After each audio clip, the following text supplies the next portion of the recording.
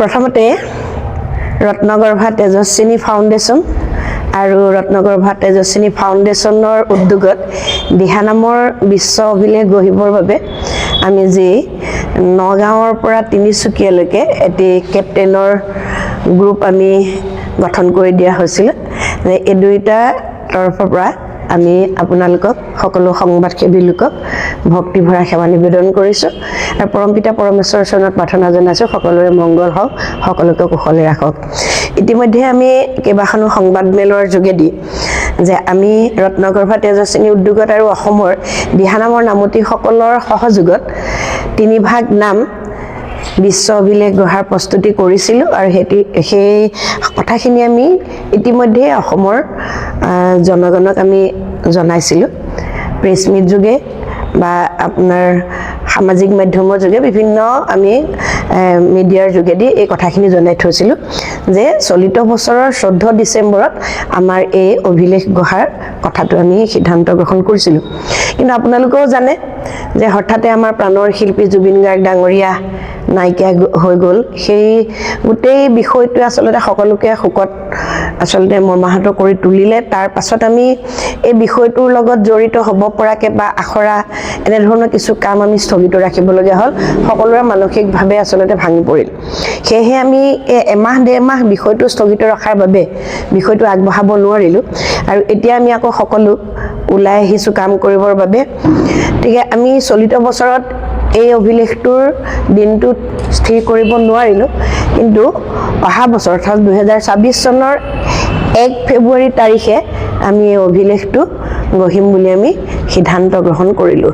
তাৰিখটো আমি 1 ফেব্ৰুৱাৰীত সিদ্ধান্ত গ্ৰহণ কৰিছোঁ আৰু অসমৰ নগাঁৱৰ পৰা তিনিচুকীয়ালৈকে সমূহ আই মাতৃ আমাৰ লগত একত্ৰিত হৈ ইয়াৰ প্ৰস্তুতি চলাই আছে। গতিকে আজি সংবাদ মেলখনৰ মুখ্য উদ্দেশ্য সেইটোৱে যে 14 ডিচেম্বৰৰ পৰিৱৰ্তে আমাৰ এই ৰেকৰ্ডৰ দিনটো 1 ফেব্ৰুৱাৰীলৈ আমি সলনি কৰা হ'ল। অংশগ্ৰহণ আমাৰ মোৰ টাৰ্গেটটো আমি যিধৰণে আমাৰ যিখিনি আমাৰ অফিচিয়েলি যিখিনি কাম কৰিছিলোঁ তাত আমাৰ 15,000 বুলি আমি তেওঁলোকক দিছোঁ। মোটামুটি 15,000 হ'ব, কাৰণ এই বিষয়টো আমি খুব নিয়ম-নীতি আৰু পদ্ধতিগত হিচাপে কৰিব বিচাৰিছোঁ। যথেষ্ট বেছিকৈ মানুহ হ'লে হয়তো আমাৰ অকণমান খেলি মেলিও হ'ব পাৰে, সেইটো কাৰণে 15,000 আমি ধৰি থৈছোঁ। আৰু আমি শিৱসাগৰতে, কিন্তু আমি ৱৰ্ল্ড ৰেকৰ্ডলৈ যি এপ্লিকেশ্যন কৰিছোঁ বা মেইলত গোটেইখিনি বা মই কায়িকভাৱে কথাখিনি পাতি থৈ আহিছোঁ দিল্লীত, তাত আমি জেৰেঙা পথাৰ বুলি উল্লেখ কৰি থোৱা আছে। তথাপিতো আমাৰ চাউণ্ডৰ যিটো ব্যৱস্থা সেইটো বৰ সুন্দৰভাৱে চাউণ্ড এটা কৰাৰ কথা কৈছোঁ। ইঞ্জিনিয়াৰ আহিব, তেওঁলোকে অকণমান আমাক আপত্তি কৰিছে যে মুকলি ঠাইত কৰিলে চাউণ্ডটোৰ অকণমান সমস্যা হ'ব বুলি কৈছে। তেওঁলোকৰ লগত আলোচনা কৰি আমি সামাজিক মাধ্যমৰ যোগেদি আমি ঠাইখনৰ পুনৰ আমি কথাখিনি বিবেচনা কৰি আমি জনাম। ইতিমধ্যে বিষয়টো যে দিহানামৰ ৰেকৰ্ড কৰা বিষয়টো মই যোৱা জুন মাহতে অসমৰ মাননীয় মুখ্যমন্ত্ৰী ডক্টৰ হিমন্ত বিশ্ব শৰ্মা ডাঙৰীয়াক লিখিত হিচাপে মই জনাই থৈছোঁ আৰু ডিব্ৰুগড় সচিবালয়ত তেনেকুৱা ভিডিঅ' আছে, তেখেতেও সামাজিক মাধ্যমত সেয়া প্ৰচাৰ কৰিছে।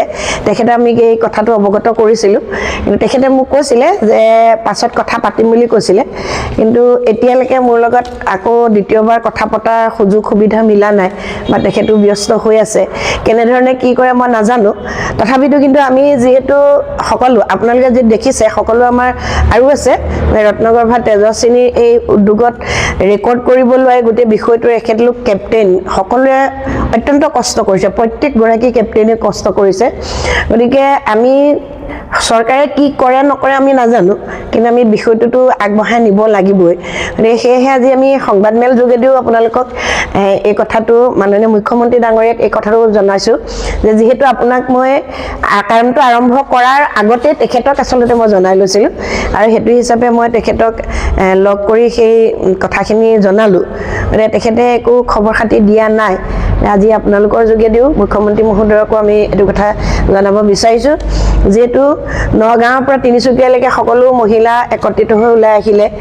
আপুনি যিমান পাৰে সহায় সহযোগিতা আগবঢ়াব বুলি আমি আশা ৰাখিছোঁ যেহেতু এইটো এটা অসমীয়া জাতীয় জীৱনৰ এটি বিষয় এইটো সংস্কৃতি এইটো কোনো কাৰো ব্যক্তিগত সংস্কৃতি বা বিষয় নহয় কিন্তু আমি এইটো আচলতে কি হৈছে মানে জীৱনৰ সমস্ত সময় এই বিষয়টোতে আগবঢ়ালোঁ আৰু আমাৰ এটা নিজৰ নৈতিক দায়িত্ব আৰু কৰ্তব্য আছে বুলি মই নিজে অনুভৱ কৰোঁ বিষয়টোৰ লগতে নিমজ্জিত আছোঁ কাৰণে সেয়েহে এই বিষয়টো পদ্ধতিগত হিচাপে আমি বাহিৰলৈ আচলতে অসমৰ বা বাহিৰলৈ আমি উলিয়াই দিবৰ এটা প্ৰস্তুতি চলাইছোঁ mobile plus physiotherapy wellness and rehabilitation centre দক্ষিণ কামৰূপৰ ব্যৱসায়িক প্ৰাণকেন্দ্ৰ বিজয়নগৰৰ লগতে VIP চক আৰু গুৱাহাটী মালিগাঁও পাণ্ডৱনগৰত থকা তিনিওখন ক্লিনিক বৰ্তমান প্ৰায় 20 বছৰৰ অভিজ্ঞতা পুষ্ট তথা এতিয়ালৈকে প্ৰায় 40,000 ৰোগীক সুস্থ কৰি তোলা ডক্টৰ পল্লৱী নাথৰ তত্ত্বাৱধানত চলি আছে এই ফিজিঅ'থেৰাপি চেণ্টাৰ তিনিটাত বৰ্তমান অভিজ্ঞ ডক্টৰৰ দ্বাৰা যিকোনো জটিল ফিজিঅ'থেৰাপি চিকিৎসাৰ লগতে